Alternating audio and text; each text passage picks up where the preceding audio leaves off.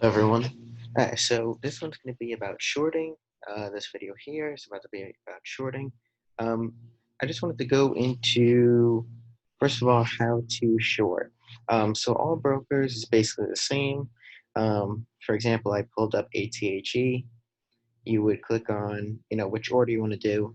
Click on the action, select, so buy, sell short, buy to cover. So you sell short is how you sell it or how you actually acquire the shares shorting wise. And let's say I put in 1,000 shares. Um, Most likely, 99% of the time, you have to do limit prices because brokers don't allow market prices on shorts. So you put in $1, it goes through, whatever. And to to get out of that position, to end that position, and or to cover that position, as it is called, you buy to cover. Now, this is to get out of the position.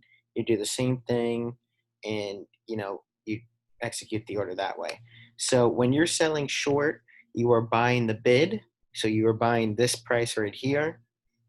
So you would have to do 276 and buy that price right there. When you're buying to cover, it is going to the ask. So it is basically the opposite of going long. When you first, get into a position long wise, you're buying the ask. When you end the position, you're selling to the bid. So this is the opposite. You're selling short to buy the bid, and you're buying to cover to the ask. So that's how that works. Now, I'm going to explain how I find my shorts or, which ones I focus on.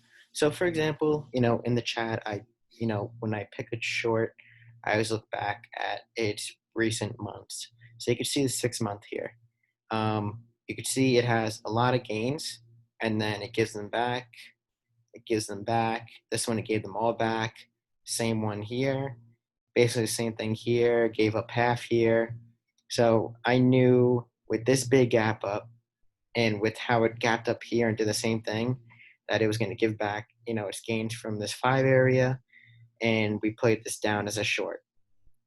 Today, you can see this setup, but we didn't short it today. We only played on the first day that it's up. So we played the market gainers, the highest market gainers, preferably 75 to 100%, up for the day. So this is a great play. If we want to talk about today, this one was a good play. In the past, this thing runs, comes back, runs, high wick, runs, high wick. It can't hold gains. So we did, focused on the same thing here. I said this is a short. So sadly never entered, but you could see it fell right down. And I went to enter around here, but it was just too quick. So that, that just basically shows those. I could show you guys how to find these. So I actually look either on E-Trade's top market gainers or on Interactive Brokers top market gainers. And I went on the Interactive Broker site right before I made this video, and it actually won't let me make the watch list that I have on my phone. So, basically one thing you could do is possibly even just go on FinViz and look at the top gainers. So you can see we have, these big increases. I wanted to short this one, but couldn't find any shares. I knew this would come down. Would have been a great short, even in the 30 areas, 40s, or the 50 area. This one holds gains. Yeah, it didn't in the past, but it's starting to look up. So a stock like this, when it's clearly in an uptrend, this is something we do not short. Now a stock like this, where you could see it, it doesn't hold the gains every time, and it gapped up like that, we're going to short that. So something like this, I wouldn't short. It's pretty clear, which ones to short. Like I said, I try to focus for the big moves on the upward side. You see, I wouldn't short this. Even though it does have these in the past, you could see it's in a strong uptrend now compared to the past. And there's not much on here that I could really show you from today.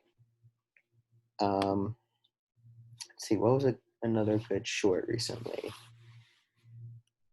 Um,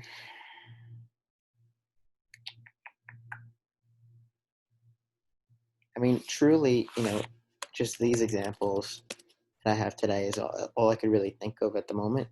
You know, it doesn't hold the gains. It's not in an uptrend. It may have gapped up, but it's definitely not in an uptrend. It's a low float. It was on news. Where is it? Actually, I don't even think it was on news. And, you know, it started to die down. Same thing here. This one was on news. This one wasn't in an uptrend. You could see it was like flattened, and we had a huge gap up. So $1.40 to $5. That's a big move, 200%. And the same thing happened here.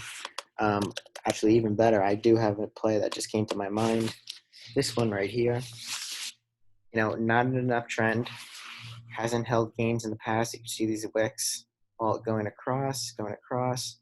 This one went to around $19, and well, it doesn't show it on here, but it went to $19. I'll pull it up on here. It doesn't show it on here either. So it was pre-market that it went 19. And you could see the same thing here. It went straight down. So this stock has never really held gains. Its usual volume is very minimal. Um, Maybe a couple thousand shares. You can see like 10,000, 2,000, 4,000. So around that area. Sometimes you get some 30,000 share days, but this was a big volume day, as you could see. It was on news, but this is something that was an easy short, and we called out in that range, the 17 to 18 range, and we sold out at like the 13 range. And you can see it went a lot lower, but we made our profits, and we didn't want to risk losing those profits. It was a $9,000 trade that went very well. So these are the plays that we look for shorting wise. Don't want to short anything in the uptrend, and we want to look for plays with a big increase that day and has wicks from the past that it shows it doesn't hold gains. And I showed you guys how to navigate at least E-Trade. They're all the same, sell short and buy to cover for executing in and out. If you guys have any questions again, just please ask. I'll be glad to answer them, and have a great evening.